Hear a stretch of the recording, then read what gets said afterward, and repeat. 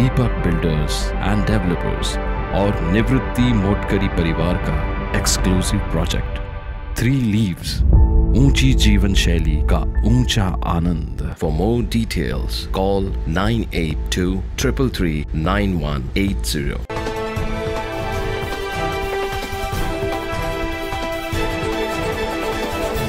राज्यात आज 13 लोकसभा मतदारसंघांसाठी मतदान होतंय। राज्यातील 5व्या आणि शेवटच्या टप्प्यातील मतदानाला आज सकाळपासून सुरुवात झाली। नाशिक जिल्ह्याचे पालकमंत्री दादा भुसे यांनी धुळे मतदारसंघातील मालेगावमधील शुभदा विद्यालयात आपल्या कुटुंबियांसोबत मतदार रांगेत उभं राहून मतदानाचा अधिकार बजावलाय।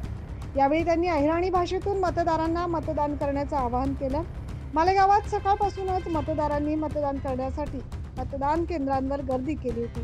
त्यानंतर त्यांनी ज्येष्ठ मतदारांशी संवाद साधून माध्यमांना आपली प्रतिक्रिया दिली। नाही, निश्चितपणे आपण जर बघितलं असेल तर अतिशय प्रचंड उत्साह मतदार राजांमध्ये दिसतो आहे।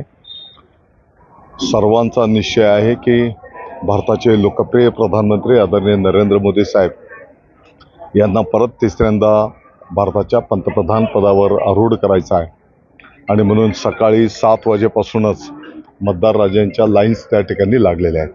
आणि आपण बघितलं असेल की कुठेही किंतु परंतु न होता महायुतीचे सर्व पदाधिकारी कार्यकर्ते एक दिलाने काम करत आहेत। जिथपर्यंत उत्तर महाराष्ट्राचा विषय 8च्या 8 जागा महायुतीच्या मिळतील।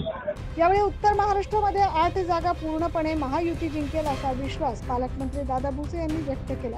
9 न्यूज महाराष्ट्रासाठी प्रतिनिधी कीर्तिकुमार मोरे।